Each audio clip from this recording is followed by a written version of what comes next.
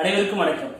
இன்றைய செய்தி நாளைய வரலாறு என்ற தலைப்பில் தினந்தோறும் முரசொலி நாளிதழ் வர செய்தியை என்னுடைய யூடியூப் சேனல்ல பதிவு பண்ணிட்டு வரேன்.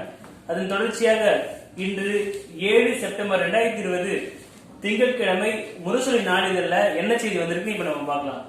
பெண்கள் மற்றும் குழந்தைகளுக்கு பாதுகாப்பற்ற நிலை, ரவுடிகள் ராஜ்யம் தலை தூக்கி கோரத்தாண்டவம் ஆடுகிறது, சட்டம் ஒழுங்கை பராமரிப்பதில் அதிமுக அரசு படுதோல்வி என தேசிய குற்ற ஆவண காப்பு அறிக்கையை எடுத்துக்காட்டி தலைவர் மு க ஸ்டாலின் அவர்கள் குற்றச்சாட்டு சொல்லியிருக்காரு. இது முரசொலியில முதல் பக்கத்துல வந்திருக்கு. ஊராட்சி மன்றங்களில் முன்தேதியிட்டு தீர்மானங்களை பெறுவதன் மூலம் மெகா ஊழல் செய்ய திட்டம், எடப்பாடி அரசை எச்சரித்து தலைவர் மு க ஸ்டாலின் அவர்கள் அறிக்கை வெளியிட்டிருக்காரு.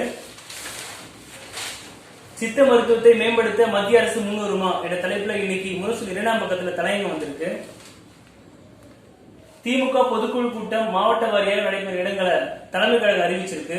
அதன்படி சென்னை வடக்கு மாவட்டத்தில் அறிவகம் சூரிய நாராயண தெருவில் உள்ள அறிவகத்திலையும், சென்னை கிழக்கு மாவட்டத்துக்கு பெரம்பூர் பேரக்ஸ்ல உள்ள லட்சுமி மகாலிலையும், சென்னை மேற்கு மாவட்டத்திற்கு அண்ணாரிவாளையத்தில் உள்ள கலைஞர் அரங்கத்திலையும், சென்னை தெற்கு மாவட்டத்திற்கு ஸ்ரீ சாய்னா கிருஷ்ணா ஏசியாலையும் நடைபெறுவதாக தலைமை கழகம் அறிவிச்சிருக்கு. எம்ஜிஆர் கழக தலைவர் ஆர் வீரப்பன் அவருடைய 95வது பிறந்த நாள் நேரில் வந்து யாரும் சந்திக்க வேண்டாம்னு சொல்லிட்டு அந்த கட்சியோட பொதுச் செயலாளர் டி ராமலிங்கம் அவர்கள் அறிவிப்பு பண்ணியிருக்காரு. இது முரசொலியில் வந்திருக்கு. இந்தியாவில் ஜிடிபி வீழ்ச்சிக்கு மோடி அரசு அமல்படுத்திய ஜிஎஸ்டியே காரணம் என காங்கிரஸ் தலைவர் ராகுல் காந்தி அவர்கள் குற்றம் சாட்டியிருக்காரு. இன்னைக்கு பல்வேறு மாவட்டங்கள் இருந்து அந்த மாவட்ட செயலாளர்கள்லாம் பொதுக்குழு எந்த மாகாணம் நடைபெறும், எந்த மண்டபத்தில் நடைபெறும் என்ற முழு பேர்த்தையும் கொடுத்திருக்காங்க. தமிழகத்தில் 3 எம்எல்ஏ, 1 எம்பி தொகுதி உட்பட 65 தொகுதிகளுக்கு இடைத்தேர்தல். அதாவது நமக்கு தெரியும், தமிழகத்தில் 3 சட்டமன்ற தொகுதி காலியா இருக்கு. திருவெற்றியூர், திருவல்லிக்கேணி, அப்புறம் குடியாத்தம்.